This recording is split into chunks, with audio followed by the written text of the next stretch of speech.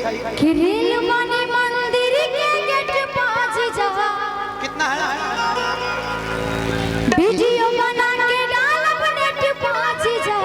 सुनिए कि जाता जो माई के दर्शन तू करे कि काहे है लगल हसज सवारे कि रेल माने मंदिर के गेट पास जा। ए मौसा देखत रहनु वीडियो बना के डालब नेट पास जा।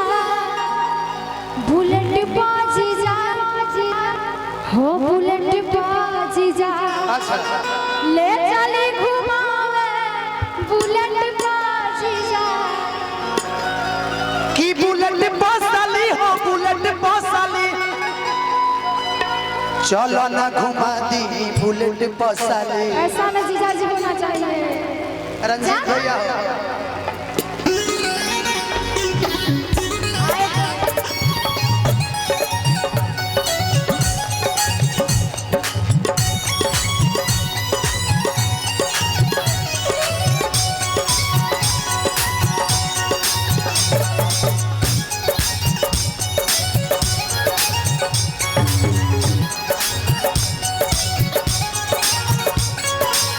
जाता रुमाई के दर्शन तू करे काहे के लगलू है सज सवारे जाता रुमाई के दर्शन तू करे काहे के लगलू है सज सवारे रेल माने मंदिर के गेट पास जा। वीडियो बना के डालब नेट पास जा। बुलेट पास जा बुलेट पास जा। ले चले घुमावे बुलेट पास जा। बुलेट पास जा बुलेट पास जा। ले चले घुमावे बुलेट पास जा। बुलेट बसाली ओ बुलेट बसाली चलो ना घुमा दी बुलेट बसाली।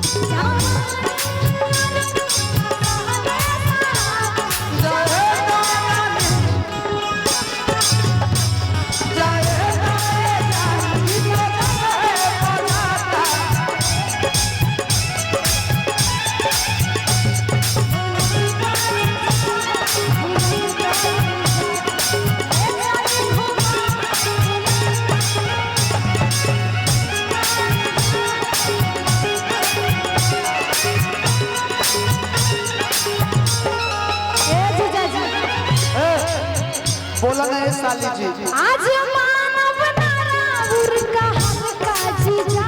सूट पहन के तैयार बनी लाला का जीजा। सूट पहन के तैयार बानी लाल का जीजा। सूट पहन के तैयार बानी लाल का जीजा। आज मानव नाराउर का हल्का जीजा। सूट पहन के तैयार बनी लाला का जीजा।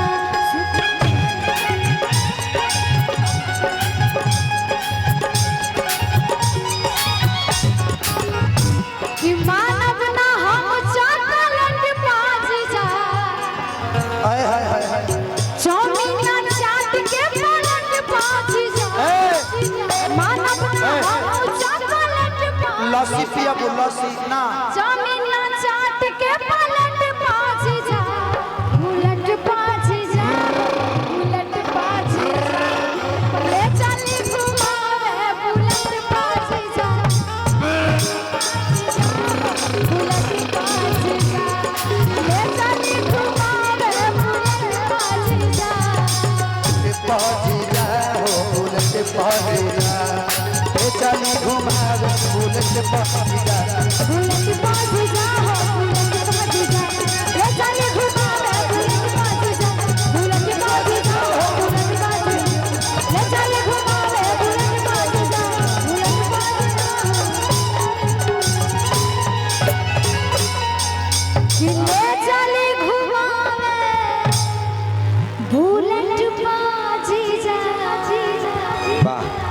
बैठ जाइए रहुआ। हाँ वो भी लेके बैठ जाए, वो दे दे है इनका कुटुम के, ये हमारे कुटुम। एक बार रिया जी के लिए जोरदार तालीम। आइए ना रिया जी, हम कुछ नहीं बोलेंगे, हम कुछ नहीं बोले। हम देखिए ना, हम बाबा रामदेव के चेले हैं, आसाराम के थोड़े हैं जो आपको कुछ बोलेंगे। अच्छा कुछ बोले इनके बारे में, बन जाए। हेलो, ये आसाराम बापू के चेला चांसाराम जी हैं। आसाराम जी जब से ठंडा घर में गए हैं उनका कारोबार ही संभाल रहे हैं। मैडम ऐसे मत कीजिए, हमारा मौसम बन रहा है, इधर आइए। एगो ताली इनके लिए बजा दीजिए, जोरदार ताली बजाइए। देखिए रिया जी